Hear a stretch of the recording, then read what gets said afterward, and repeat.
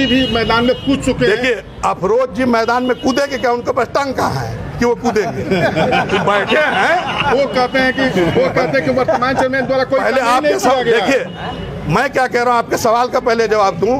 उनके पास तो ईश्वर ने टांग ही नहीं दिए, तो कूदेंगे कहाँ से? उनको तो टांग के ले जाया जाता है।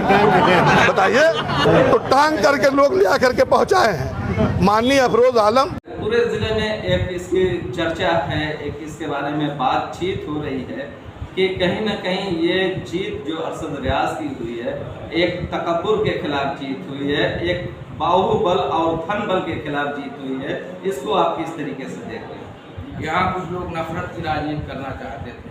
जनता ने देखा, इस मरतबा जनता ने बहुत होशमंदी से काम किया और इसमें मैं जनता का जितना भी शुक्रिया अदा करूँ, मेरे पास अल्फाज नहीं है कि मैं उनका शुक्रिया अदा करूँ। देखा जाए सबसे बड़ी चीज़ ये रही है कोपागंज में पैसे का बहुत यहाँ पे रेल पेल रहा है।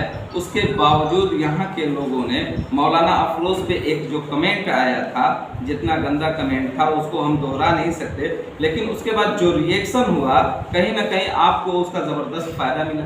देखिए, मौलाना अफरोज साहब एक बहुत ही आलिम आदमी हैं, अच्छे आदमी हैं। वो एक अपने चुनाव मैदान में आए और अपना बहुत दमदारी से उन्होंने चुनाव लड़ा। भाई, हर आदमी मंजिल पाता है, कोई नहीं पाता। तो अफरोज आलम साहब ने एक महिला ये चेयरमैनी का चुनाव लड़ा। हम उनको भी मुबारकबाद देते हैं कि ये जीत में है, क्योंकि वो हिलाल अहमद अंसारी साहब के वो सपोर्टर थे। उनसे जो भी अनबन हुई हो, वो चुनाव लड़े, इसमें हमको भी फ़ायदा पहुँचा, इसके लिए भी हम उनका शुक्रिया अदा करें। जब आप आग मऊ मतलब एतमाद आपका 100% हकीकत पर मबनी खबर। हर खबर जांच परख कर बेबाक और बेदाग, आज़ादाना और मुनसिफाना। तो देर किस बात की, अभी सब्सक्राइब करें आग मऊ और देखते रहें सच्ची खबर हमारे यूट्यूब चैनल आग मऊ पर।